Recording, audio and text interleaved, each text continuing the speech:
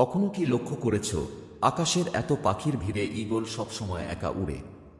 কারণ সে ভিড় খুঁজে না, সে খুঁজে নিজের শক্তি। ঈগল জন্ম থেকেই জানে উচ্চতাই তার জায়গা এবং ঝড় তার শক্তি বৃদ্ধি করে। ঝড় এলে বাকিরা লুকায়, কিন্তু ঈগল ডানা মেলে আরো উঁচুতে উঠে যায়। এই হলো ঈগলম্যান্সার। আজকের এই অডিওতে তুমি শিখবে কিভাবে ঈগলের মতো মন বানাতে হয়, কিভাবে ভয়কে শক্তিতে রূপান্তর করতে হয়, আর কিভাবে জীবনের ঝড়কে ব্যবহার করে আরো উপরে উঠতে হয়। তাহলে চলো উঠে যাই সেই আকাশে যেখানে শুধু সাহসীরা উড়ে। ওয়েলকাম টু দি ঈগলস ম্যানসার। একাগ্রতার চোখ, ফোকাস লাইক অ্যান ঈগল। পাহাড়ের চূড়ায় দাঁড়িয়ে থাকা এক ঈগলকে দেখেছ কখনো? ঠিক যেন সে আকাশের রাজা, কিন্তু তার আসল শক্তি ডানায় নয়, চোখে। ঈগলের চোখ একটা অদ্ভুত জিনিস।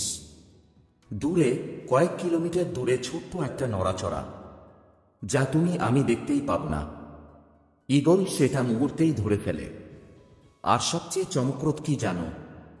সে একসময় শুধু একটাই জিনিস দেখে, একটাই শিকার, একটাই টার্গেট। কোনো বিভ্রান্তি না, কোনো হইচই না, শুধু লক্ষ্য। এটাই সেই মাইন্ডসেট যা মানুষ হারিয়ে ফেলে আজকের এই দুনিয়ায়। ফোনের নোটিফিকেশন, সোশ্যাল মিডিয়া, লোকের কথা, তুলনা, চাপ, সবাই আমাদের টেক্কা দেয় শুধু মনোযোগ ভাঙতে। কিন্তু ঈগল বলে, একটা লক্ষ্য না হলে শক্তি জ্বলে না, একটা ফোকাস না হলে সফলতা আসে না। ভাবো তো, ঈগল যদি আকাশে উড়ে গিয়ে 5টা শিকার একসাথে ধরার চেষ্টা করত, তাহলে কি সে রাজা হতে পারত? না, সে একটাই বেছে নেয়। Then it commits, then it attacks. তোমার জীবনেও ঠিক এটাই দরকার। হয়তো তোমার 10টা স্বপ্ন আছে, হয়তো তুমি একসাথে অনেক কিছু ভাবছ, বাড়ি, টাকা, ক্যারিয়ার, শরীর, রিলেশন, নাম, ফেম। কিন্তু ঈগলের মনোভাব বলে, একটা টার্গেট ঠিক করো। যেখানে তুমি এখন সবচেয়ে বেশি ভাঙছ, সেখান থেকেই শুরু করো। মনোযোগ মানে চোখ দিয়ে দেখা নয়, মন দিয়ে দেখা। একবার তুমি মনে টার্গেট সেট করলে, তোমার শক্তি, তোমার সময়, তোমার আবেগ, সবই সেই একটায় চলে যাবে। আর যখন মানুষ এমনভাবে ফোকাস করে, বাকিরা ভাবে এ লোকটা হঠাৎ এত এগিয়ে গেল কিভাবে। কিন্তু তারা জানে না, তুমি ঈগলের মতো দেখছ। একটা ছোট্ট গল্প। এক ব্যক্তি পাহাড়ে উঠে এক বৃদ্ধ সাধুর কাছে গেল। সে বলল, আমি জীবনে বারবার ব্যর্থ হচ্ছি, সমস্যা কোথায়?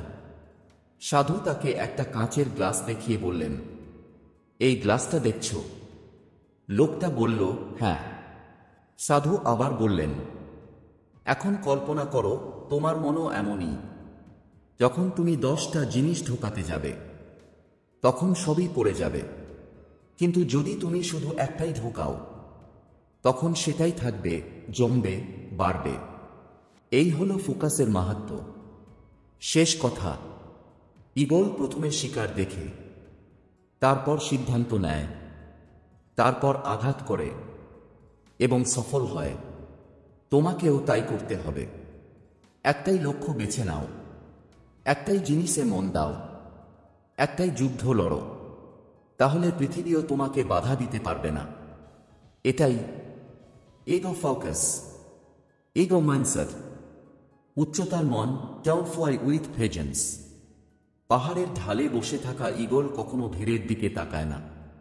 তার চোখে নিচের দুনিয়া এত ছোট, যেন জীবনের ঝামেলাগুলোর মতোই তুচ্ছ। ঈগল জানে, সবাই উঠতে পারে, কিন্তু সবাই উচ্চতায় উঠতে পারে না। আর তার এই জ্ঞানই তাকে আলাদা করে। কবুতরের ভিড়ে ঈগল যায় না কেন? কারণ কবুতররা দল বেঁধে উড়ে, শব্দ করে, তাড়াহুড়ো করে, কিন্তু আকাশে ওঠার শক্তি তাদের নেই। ঈগল চায় আকাশের প্রশান্তি, শান্ত মন, উচ্চতা। একা হওয়া নয়, বরং একা হয়ে শক্তিশালী হওয়া। জীবনে যখন তুমি নিজেকে আলাদা করে তুলতে চাও, তোমার চারপাশে দেখবে তিন ধরনের মানুষ, যারা তোমাকে নিচে টানে, যারা তোমার স্বপ্নে হাসে, আর যারা গোপনে ভয় পায় তুমি সফল হলে তারা ছোট হয়ে যাবে।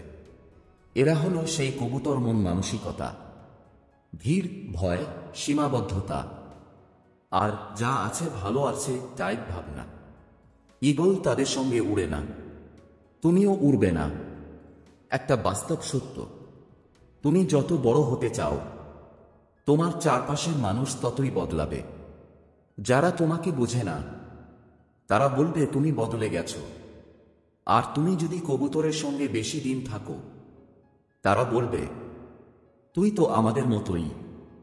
কিন্তু ঈগলের মন বলে, তাদের মতো হলে তো তুমি, আর তুমি রইলে কোথায়? উচ্চতায় উঠলে বাতাস ঠান্ডা হয়। একজন পাহাড় আরোহীকে কেউ একদিন জিজ্ঞেস করেছিল, উঁচুতে উঠতে কি কষ্ট হয়? সে বলেছিল, হয়, কিন্তু উপরে দাঁড়ানোর যে অনুভূতি, তা কষ্টকে ছোট করে দেয়। ঈগলের মতো উচ্চতায় উঠতে হলে তোমাকে একটাই জিনিস করতে হবে, রং পিপল থেকে দূরে থাকা। যে মানুষ তোমার সময় খায়, এনার্জি খায়, আত্মবিশ্বাস খায়, তাদের পাশে রেখে তুমি কখনো বড় হতে পারবে না। যে বন্ধুরা তোমাকে বারবার আটকে দিচ্ছে, হাসছে, টানছে, সন্দেহ করছে, তারা কবুতর। আর তুমি এই অডিও শুনছো, মানে তুমি ঈগলের মন বানাতে চাইছো। মনে রাখবে, ঈগল একা হলে শক্তিশালী হয়, কিন্তু কবুতর একা হলে ভয় পায়। তুমি কোন দলে? শেষ কথা, তোমার উচ্চতা তুমি নিজেই ঠিক করবে, চারপাশের মানুষের মানসিকতা দেখে নয়, তোমার স্বপ্নের আকার দেখে। ভালো মানুষ রাখো পাশে, বাকিদের দূরে সরিয়ে দাও স্বপ্নে। কেউ রাগ করলে হোক, উচ্চতার আকাশে জায়গা সবাই পায় না। ঝড়ে জন্ম নেয় শক্তি, স্টর্ম ইজ ইয়োর পাওয়ার। আকাশে যখন কালো মেঘ জমে, পাহাড়ের মাথায় যখন বজ্র পড়ে, বাতাস যখন ছিঁড়ে ফেলে ডানা, তখন পৃথিবীর সব পাখি ভয় পায়। সবাই তখন গাছের ডালে লুকায়, নিরাপদ জায়গা খোঁজে, মরে যাওয়ার ভয়ে হাঁপাচ্ছে। কিন্তু একমাত্র একটাই পাখি আছে, যে ঝড় এলেই উল্টে হাসে, যে ঝড়কে দেখে ভয় নয়, বরং সুযোগ দেখে। সে হলো ঈগল। ঝড় এলে ঈগল কি করে?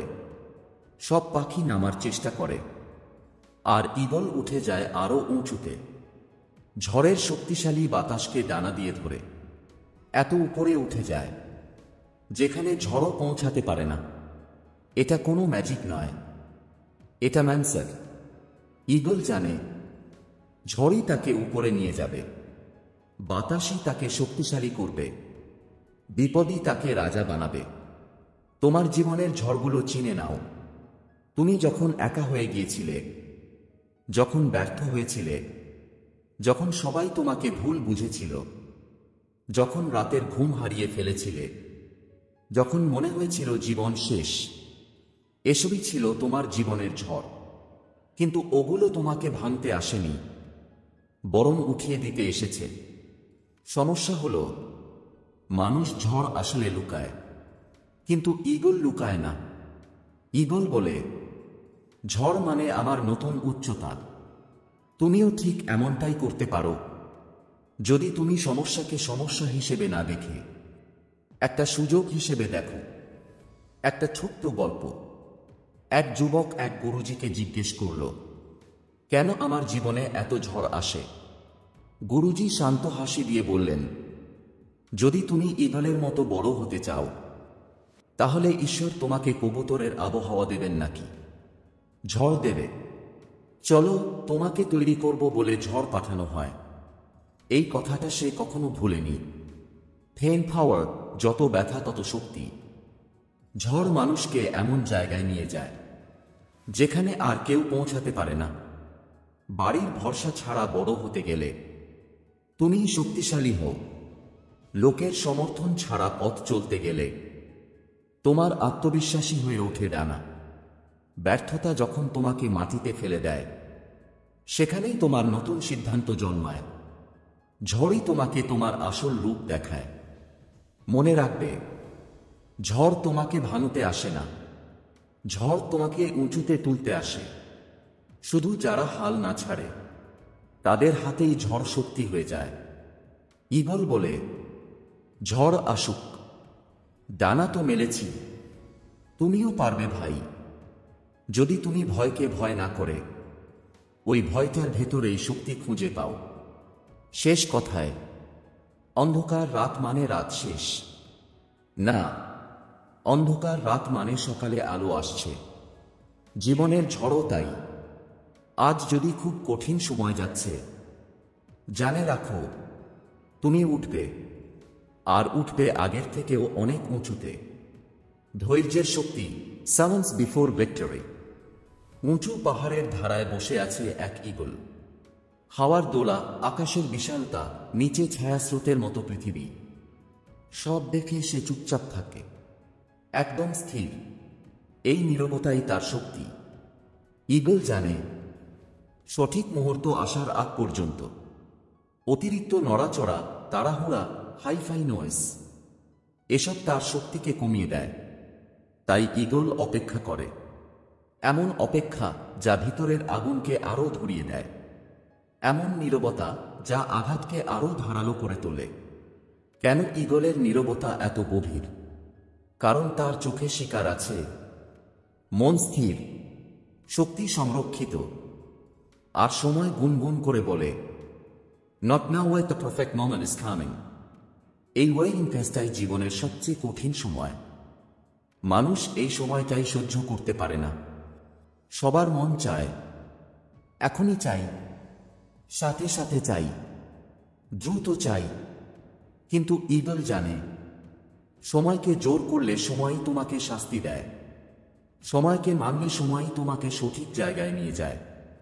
জীবনে ধৈর্য মানে থেমে থাকা নয়। অনেকে ভাবছে ধৈর্য মানে অলস বসে থাকা। না ভাই, ধৈর্য মানে নিজেকে প্রস্তুত করা, নিজেকে ধারালো করা, নিজের মনকে পরিষ্কার করা। ঈগল কখনো নীরব হয়ে অলস বসে থাকে না। সে আকাশ দেখে, বাতাসের দিক দেখে, শক্তির হিসাব করে, তারপর একটাই জিনিস ঠিক করে, সঠিক মুহূর্তে আঘাত। তুমি জীবনে যেটাই চাও, সম্পর্ক, ক্যারিয়ার, টাকা, সফলতা, সবই আসে সঠিক সময়ে। আর সেই সঠিক সময় ধরতে হলে তোমাকে ভিতরে ভিতরে প্রস্তুত থাকতে হবে। একটা গভীর সত্য, যে মানুষ নীরবতা শিখতে পারে সে নিজের মনকে জিততে পারে, আর যে নিজের মনকে জেতে সে দুনিয়াকে জিতে। শব্দের ভিতর শক্তি নেই, শক্তি থাকে নিয়ন্ত্রণে। একটি ঈগল ঘন্টার পর ঘন্টা আকাশে ভেসে থাকতে পারে, কারণ সে হাওয়ার দিক বুঝে নেয়। জোর করে ডানা ঝাপটায় না, জোর করে আঘাত করে না। সে ফ্লাওস উইথ নেচার। এটাই তার ধৈর্য, এটাই তার ম্যাস্টারি। বিজয়ের আগে আসে নীরব মুহূর্ত। তুমি যেদিন সাইলেন্ট হয়ে যাবে, অভিযোগ না করে, দোষারোপ না করে, শান্ত হয়ে নিজের কাজে মন দিয়ে যাবে, সেদিনই তোমার আশেপাশের মানুষ ভয় পেতে শুরু করবে। কারণ নীরব মানুষ হঠাৎ করে একদিন এক্সপোজড হয়ে ওঠে। ঈগল কয়েক ঘন্টা শুধু তাকিয়ে থাকে শিকারের দিকে, আর এক মুহূর্তে এমন আঘাত দেয় যা কোনো শিকার আর বাঁচতে পারে না। জীবনেও ঠিক এমনটাই ঘটে। ধৈর্য মানে লম্বা প্রস্তুতি, আর বিজয় মানে এক শক্তিশালী মুহূর্ত। মনে রাখবে, নীরবতা তোমাকে বোকা বানায় না, নীরবতা তোমাকে বিপজ্জনক করে। ধৈর্য তোমাকে ধীর করে না, ধৈর্য তোমাকে সঠিক সময়ে দ্রুত করে। যে অপেক্ষা করতে জানে তার জীবনেই আসে সবচেয়ে বড় জয়।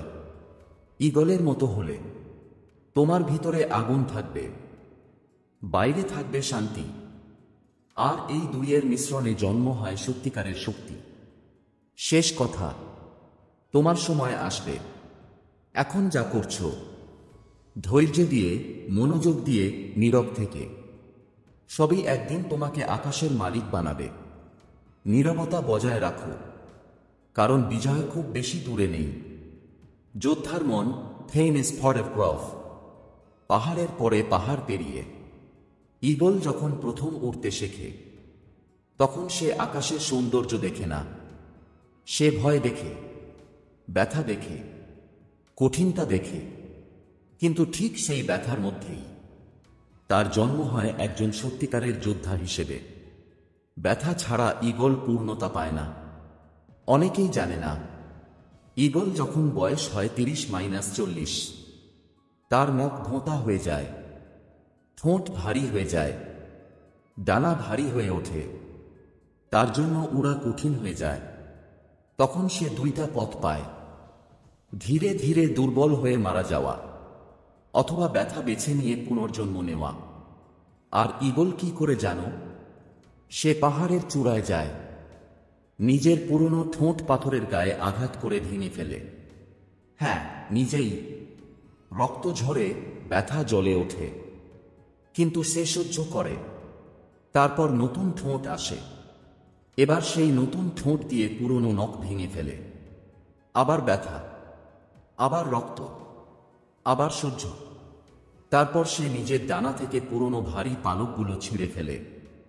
এগুলোই তাকে নিচে নামিয়ে রাখছিল, এগুলোই তাকে আগের মতো উঠতে দিচ্ছিল না। এই পুরো প্রক্রিয়ায় ঈগল প্রায় 150 দিন ব্যথায় থাকে। 150 দিন যুদ্ধ, 150 দিন পুনর্জন্ম। কিন্তু শেষে কি হয় জানো?